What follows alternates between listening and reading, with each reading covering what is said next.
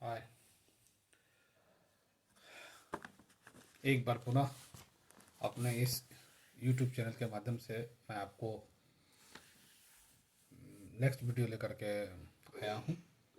हमारे यहाँ जो टेस्ट आयोजित हुई आज की तिथि में 21/12/2024 को, उसमें से हमने प्रथम भाग में कुछ प्रश्नों का विश्लेषण किया था। कुछ प्रश्नों में जो समस्याएं थी मैंने उसको क्लियरिफिकेशन करने का प्रयास किया, और उसमें से और भी बहुत सारे प्रश्न थे जिसका हम उस समय नहीं कर पाए। इसलिए इस भाग में मैं पॉलिटी और से संबंधित और जो भी प्रश्न छूट गए हैं उनका मैं विश्लेषण कर रहा हूँ। आप सभी ध्यानपूर्वक इसे देखें और लाइक और सब्सक्राइब जरूर करें। मैं एक प्रयास कर रहा हूँ, उस प्रयास में आपका लाइक और सब्सक्राइब ही हमारा मोटिवेशन है। इससे हमें और बल मिलेगा। और मैं आपको बताता हूँ कि अगले अगले भाग में जो प्रश्न थे, इतिहास के प्रश्न, जिसका मैंने प्रयास किया अच्छा से आपको उसको बाइफरकेट करके बताने का। उसी तरह से कुछ जटिल प्रश्न भी इसमें भी देखने को आए हैं। जैसे पॉलिटी के प्रश्न हैं, 17-18 क्वेश्चन तक मैंने उसको क्लियर किया था। उसमें से एक प्रश्न था भारतीय परिषद अधिनियम 1909 का, जो जिसके बारे में भी हम लोगों ने बताया था पार्लियामेंट्री सुधार के लिए। और फिर बहुत सारे प्रश्न थे जिसका हमने अच्छा से उसको क्लियरिफाई किया है। उसी तरह से अभी एक प्रश्न है 18वां नंबर क्वेश्चन, उसी आज के ही मॉक टेस्ट में ये 18वां नंबर का प्रश्न है, जिसका मैं बता रहा हूँ आपको। 18 से लेकर के मैं 52-53 जो भी जीएस के प्रश्न हैं उनको मैं क्लियर कर दूंगा। और रही बात है रीजनिंग और मैथ की, तो रीजनिंग और मैथ जटिल नहीं थे, बहुत सिंपल थे, तो वो आप लोग बना ही लिए होंगे। यदि आपको उसमें भी कोई परेशानी है या कोई तरह का दिक्कत है तो कमेंट्स में बताएंगे, तो मैं उसका सॉल्यूशन भी लेकर आपके बीच आऊँगा। ठीक है, तो मैं आगे बढ़ता हूँ। प्रश्न था कि भारतीय संविधान की आत्मा किसे कहा जाता है। मैंने पहले ही बता दिया कि यहाँ प्रश्न की प्रवृत्ति ही है सब्जेक्टिव, और जिससे हमें ऑब्जेक्टिव को ढूंढना है। तो यहाँ भी बताया गया कि भारतीय संविधान की आत्मा किसे कहा गया है। ऑप्शन में था प्रस्तावना, मूल अधिकार, नीति निर्देशक सभी। तो आप जानते ही होंगे कि जब हम भारतीय संविधान को पढ़ते हैं तो भारतीय संविधान की जो आत्मा है वो मूल अधिकार को माना गया है। मूल अधिकार ही उसकी आत्मा है, और इसमें 3-4 भाग हैं, जिससे प्रस्तावना है, मूल अधिकार है, नीति निर्देशक तत्व है, और जो मौलिक कर्तव्य हैं, ये सब भाग हैं हमारे संविधान के।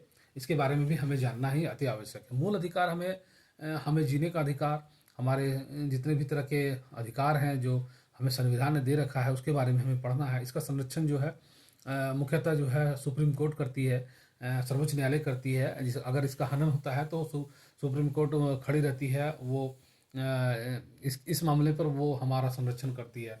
और भी कोई मामला हो तो जैसे नीति निर्देशक तत्व में सुप्रीम कोर्ट का संरक्षण नहीं प्राप्त होता है, वो एक कल्याणकारी योजना होती है। तो ये सभी पर हम लोग को ध्यान देना है, थोड़े से बारीकी से पढ़ लेना है, तो हमें पता चल जाएगा कि ये क्या चीज़ है। उसी बारे में ये बहुत इंपॉर्टेंट है। 18वां नंबर क्वेश्चन, आपको 3 चीज़ पढ़ने की आवश्यकता है इसमें।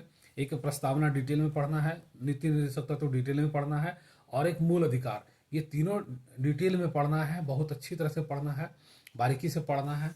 जो भी आपके पास बुक अवेलेबल हो या फिर जो भी गाइडेंस है आपके पास, तो उनसे आप ये सब क्लियरेंस करा लें।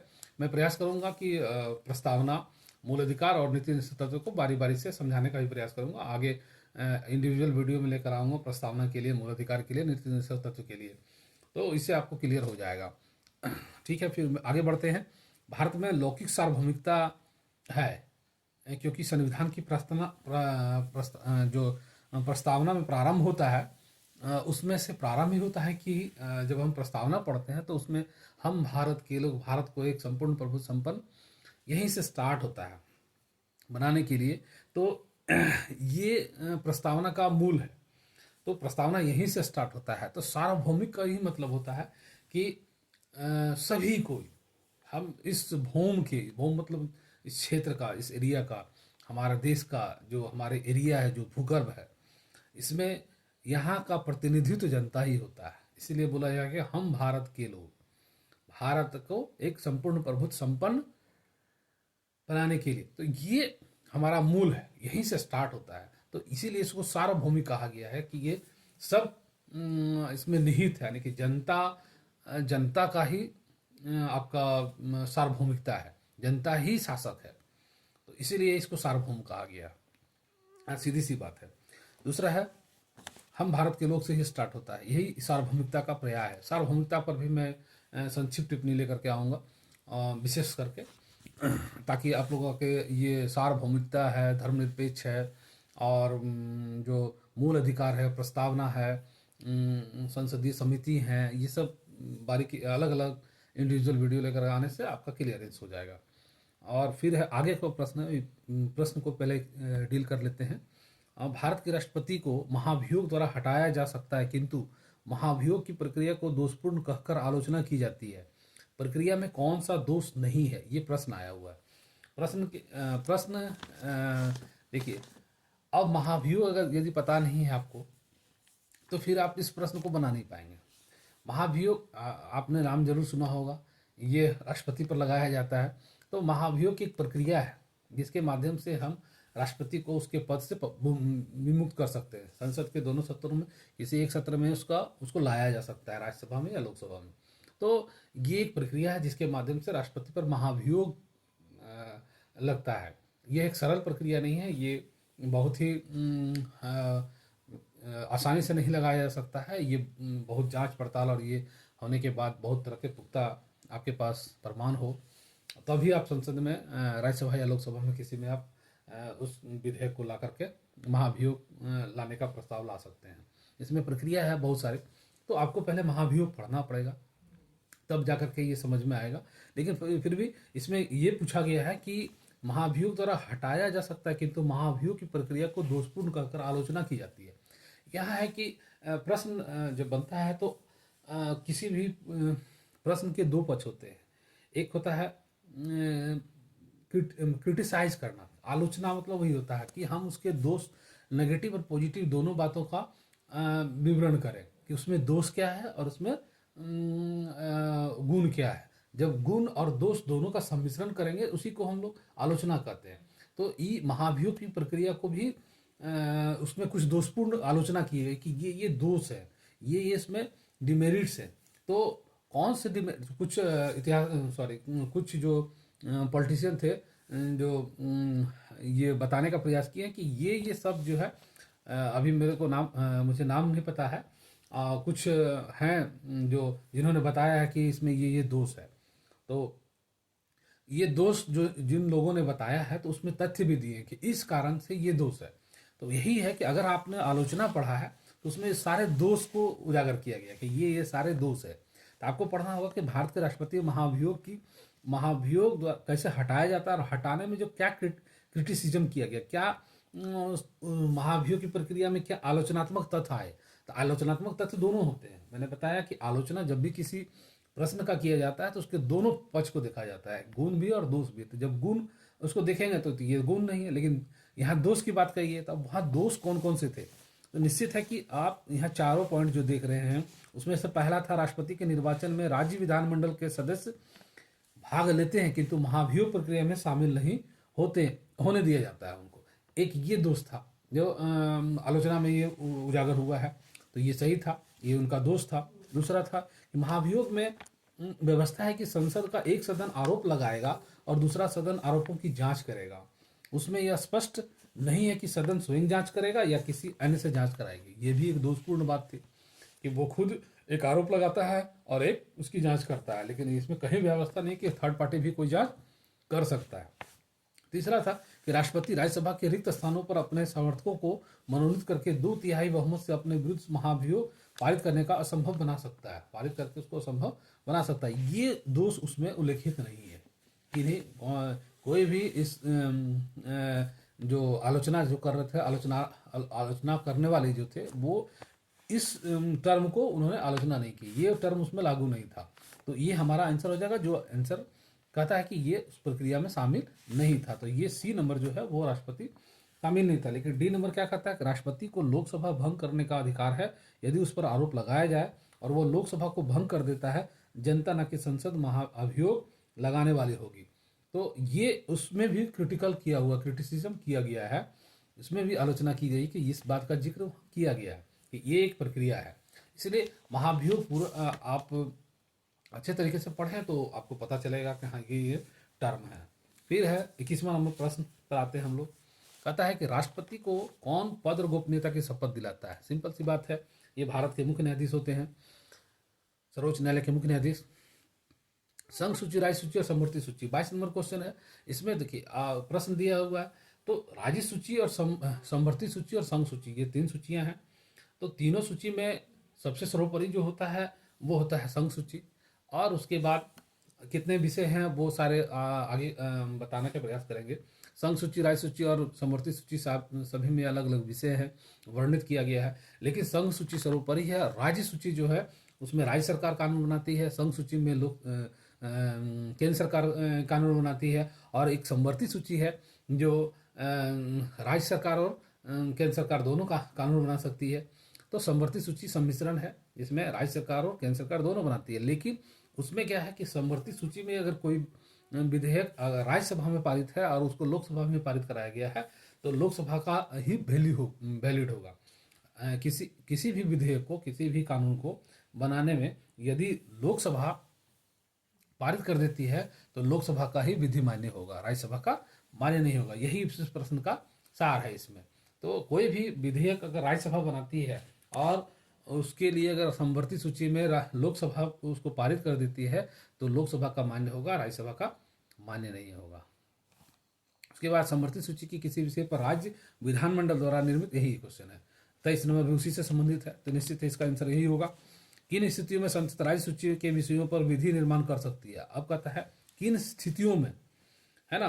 तो इसमें है जब संसद जो है राज्य सूची के विषय पर भी कानून का निर्माण कर सकती है, लेकिन उसमें कंडीशन है, जैसे आपातकाल की स्थिति हो, 2 या 2 से अधिक राज्यों का तनाव हो, 2 या 2 से अधिक राज्यों की सहमति हो, तो ऐसी स्थिति में वहाँ राज्य समवर्ती सूची कार्य करता है और संसद उस पर राज्य सूची पर कानून बना सकती है। अंतर्राष्ट्रीय संधि और समझौता पर ये केवल केंद्र का अधिकार होता है, इसलिए ये सब पर राज्य सरकार नहीं बनाती है और ये केंद्र सरकार के अधीन ही होता है। इसलिए क्या भारतीय संघ का कोई राज्य किसी विदेशी राष्ट्रीय अंतर्राष्ट्रीय संगठन से ऋण ले सकता है? जी नहीं। भारत के जितने भी राज्य हैं वो कल्याणकारी राज्य हैं, उनका संपर्क यहाँ क्या है, हम भारत के यहाँ भारत एक राज्यों का संघ है, भारत राज्यों का संघ है। अब देखिए भारत एक राज्य है, राज्यों का एक संघ है, तो राज्य इसमें अलग अलग स्टेट नहीं है, स्टेट संप्रभु नहीं है ना, संप्रभुता के अंदर निहित है, यानी कि भारतीय संप्रभुता में वो निहित है। राज्य एक इंडिपेंडेंट इकाई नहीं है, इनके टर्म है, राज्य भारत के ही अधीन है, अलग से इंडिपेंडेंट नहीं है। अमेरिका में जैसे क्या है कि वहाँ 50 राज्य हैं, 50 स्टेट है, 50 स्टेट है, तो वो अलग अलग वहाँ पे जैसे कैलिफोर्निया अलग है, तो वहाँ अलग अलग राज्य है, लेकिन यहाँ राज्य हैं लेकिन वो सम्मिलित है, भारत में इंक्लूड है। इसलिए यहाँ राज्य को अधिकार नहीं है वो विदेशों से या किसी बाह्य संपर्क से वो ऋण हासिल कर सकते हैं। केवल केंद्र सरकार की बिना सहमति या केंद्र सरकार ही कर सकती है, राज्य सरकार को ये अधिकार नहीं है। विदेशों से ऋण लेना या जो भी है वो सब राज्य सरकार का अधीन नहीं होता है। फिर है 24वां नंबर, किन स्थिति में ये तो हो गया, क्या भारतीय संघ का कोई राज्य किसी विदेशी राष्ट्रीय अंतर्राष्ट्रीय संगठन से ऋण ले सकता है? क्लियर है 25 नहीं ले सकता है। भारत लौह अयस्क का निर्यात करता है, सबसे ज़्यादा लौह अयस्क का निर्माण भारत में होता है, लेकिन ये निर्यात किसको करता है? जापान को। सबसे ज़्यादा लौह अयस्क का निर्यात जापान को किया जाता है। भारत में हीरे की खानें मध्य प्रदेश, पन्ना एक जगह का नाम है, वहाँ है। तो हीरे की खान सबसे ज़्यादा मध्य प्रदेश में है, पन्ना जगह का नाम है, वो एक शहर है पन्ना। सार्वजनिक वितरण प्रणाली वेणुगोपाल समिति की अनुशंसा पर लागू की गई थी। अप्रत्यक्ष कर के संबंध जो है वो रेखीय समिति से, अप्रत्यक्ष कर के संबंध जो होता है वो रेखीय समिति से है। भारत में पहली सहकारी समिति जो बनी है वो साख समितियां थी, भारत की पहली सहकारी समिति साख समितियां थी। संसद सदस्य स्थानीय क्षेत्र विकास योजना एमपी को अपने क्षेत्र के विकास करने के लिए फंड प्रोवाइड किया जाता है अपने क्षेत्रों के विकास के लिए। तो कौन सा नहीं है, जैसे खतरनाक अपशिष्ट के अंतर्गत वो नहीं कर सकते, वो इनके अधीन नहीं होता है, बाकी जो अन्य ऑप्शन है वो उसमें लागू होते हैं। सौभाग्य योजना जो है विद्युत कनेक्शन से है, विद्युत से संबंधित है। ये सब सार्वभौमिक विद्युत कनेक्शन घर घर पहुंचाने का ये सौभाग्य योजना है। पृथ्वी की ऊपरी परत क्रस्ट कहलाती है, पृथ्वी की जो सबसे ऊपरी परत है वो क्रस्ट कहलाती है। पृथ्वी की द्वितीय परत क्या कहलाती है? सीमा कहलाती है। सीमा।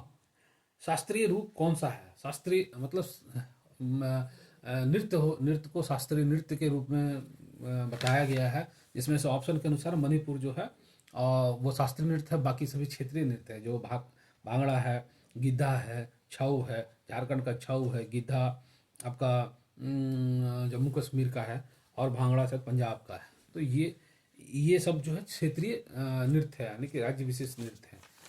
इसी प्रकार से आगे बढ़ते हैं। 37वां नंबर प्रश्न ये कहता है कि इनमें से कौन सा भारतीय शास्त्रीय नृत्य है? भारत का शास्त्रीय नृत्य है तो इसमें सभी हैं, भरतनाट्यम है, कुचिपुड़ी है, कथक है, मणिपुरी है, ओडिसी है, ये सभी शास्त्रीय नृत्य का दर्जा इनको मिला हुआ है। तो शास्त्रीय नृत्य के अंतर्गत हमारे जो आते हैं भरतनाट्यम, कुचिपुड़ी, कथक, मणिपुरी, ओडिसी, ये सब शास्त्रीय नृत्य के अंतर्गत आते हैं। आंध्र प्रदेश का विकसित नृत्य है कुचिपुड़ी। आंध्र प्रदेश में सबसे ज़्यादा विकसित जो क्लासिकल जो नृत्य है वो कुचिपुड़ी है। किसी शास्त्रीय नृत्य शैली की उत्पत्ति दक्षिण भारत में नहीं हुई थी। ये सत्रिया जो है उसका दक्षिण भारत में उत्पत्ति नहीं हुआ, बाकी सब भरतनाट्यम है, कुचिपुड़ी है, कथकली है, ये सब सभी दक्षिण भारत की शास्त्रीय नृत्य है।